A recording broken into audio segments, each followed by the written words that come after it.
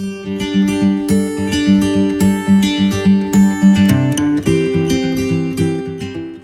and a very warm welcome to all the members of Curiosity Hive. We are going to start a series on PSLE Maths where we are going to look at the maths question papers for the class 6th for the PSLE exam preparation. Are you wondering what is PSLE? Well, it stands for Primary School Leaving Examination and is conducted throughout Singapore at the national level. The scores determine the admission of the students in their favorite schools for secondary education. These exams are known for their level of difficulty. But are they really that difficult? Well, no.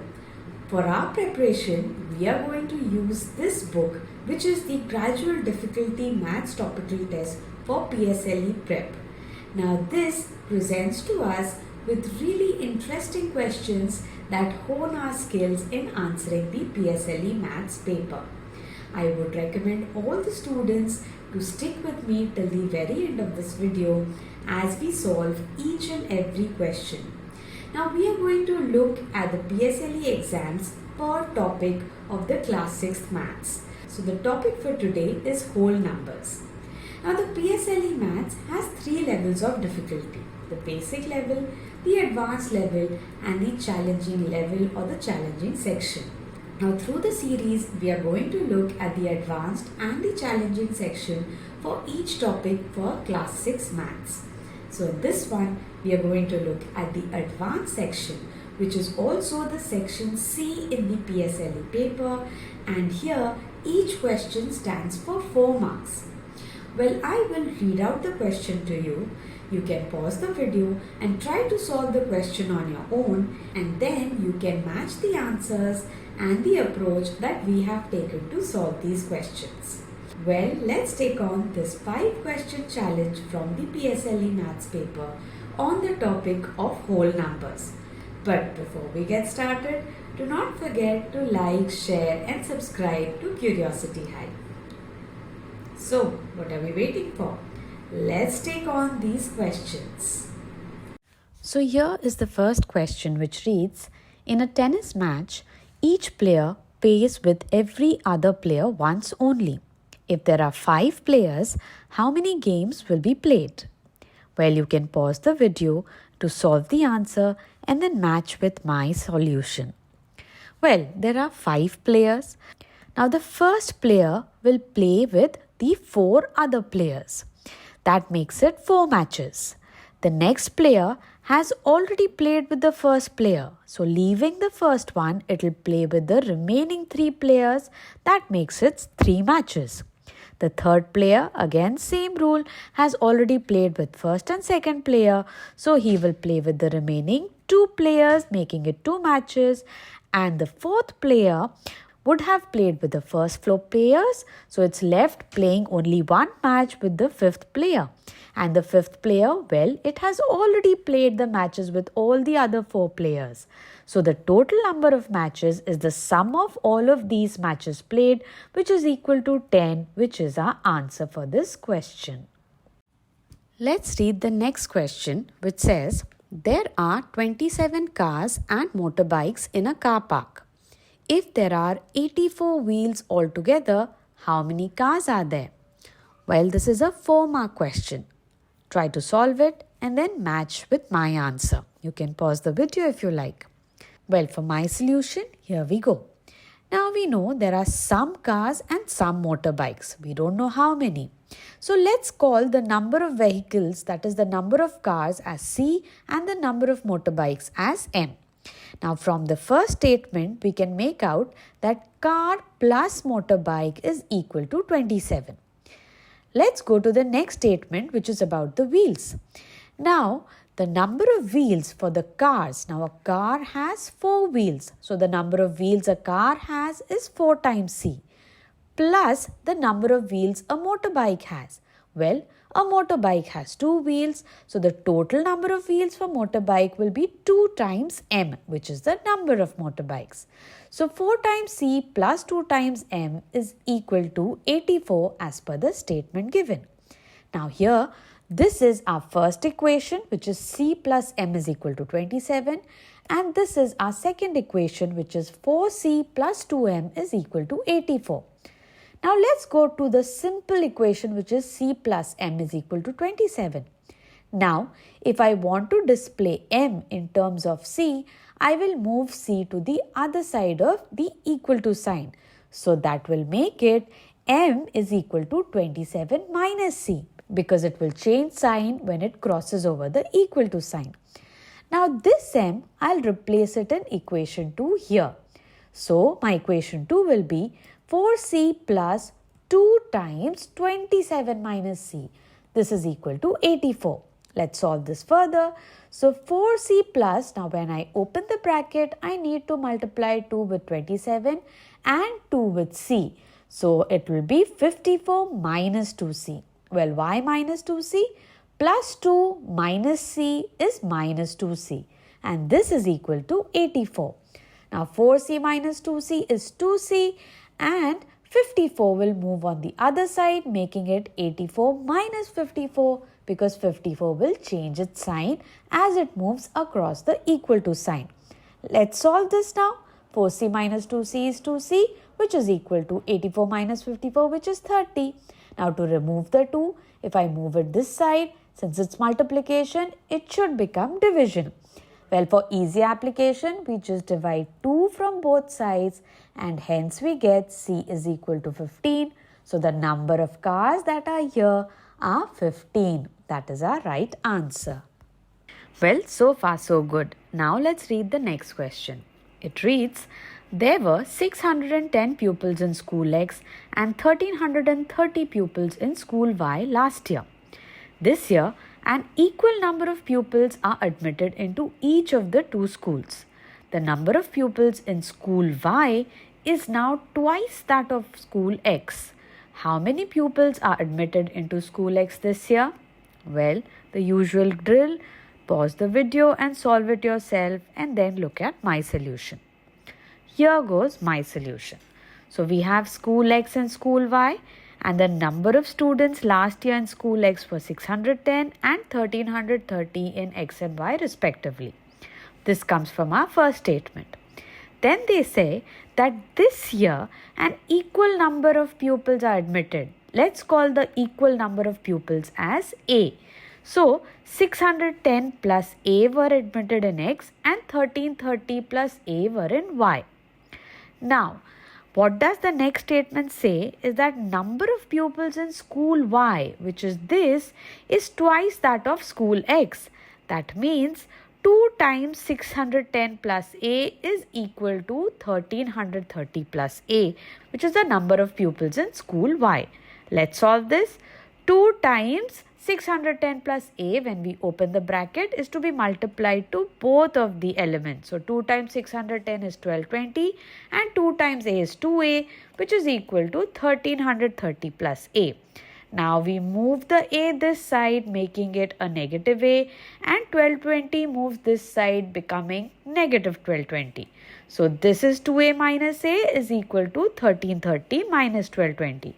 And this gives us A to be 110. That means number of students admitted in school X this year is equal to 110. That is our right answer. Well, now we are at the second last question of ours. Let's read this carefully and solve it together.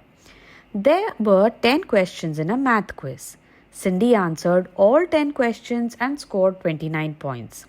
If 5 points were awarded for each correct answer and 2 points were deducted for each incorrect answer, how many questions did Cindy answer correctly?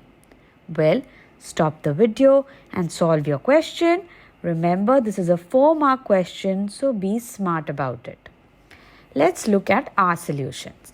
Now, let's assume that the number of questions Cindy answered correctly is A. And let's assume that the number of questions Cindy answered incorrectly is, say, B. And the total number of questions Cindy answered will hence be A plus B.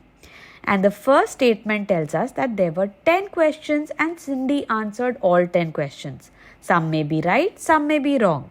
That's why A plus B will be equal to 10 based on this statement. Now let's look at the points scored by Cindy, which is the second part of our question. Now about the points, first statement that is made is 5 points were awarded for each correct answer. Now we have assumed that A is the number of questions Cindy answers correctly. So the points scored for A number of questions will be 5 times A, which is 5A. And the next part of the question tells us that 2 points were deducted for each incorrect answer. So points scored for B incorrect answers are 2B, and this is deducted, so it will be minus 2B. So the total points scored by Cindy is the sum of these two, which is 5A plus minus 2B. Now plus and minus is 5A minus 2B, which is equal to 29. So this is our first and second equation here. Now we need to find how many questions did Cindy answer correctly. That means what does A stand for? Now in this case, when we want to find A, we should represent this equation such that everything is in terms of A.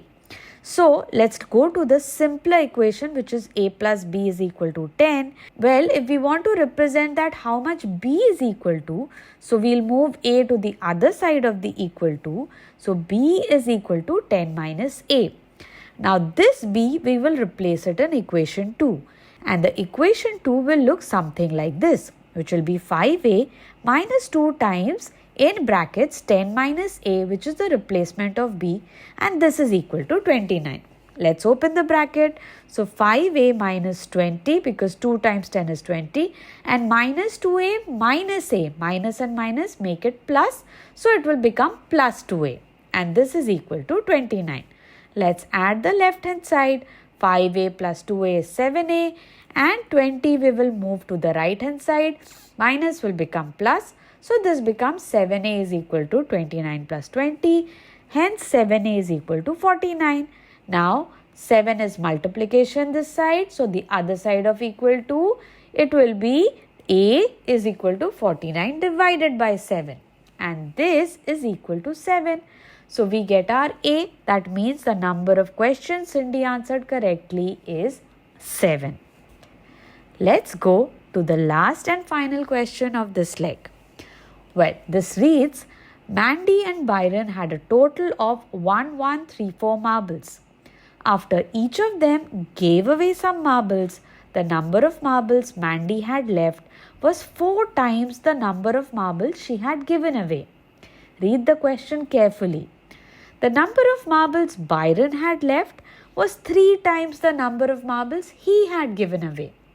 If they had a total of 897 marbles left, how many marbles did Byron have at first?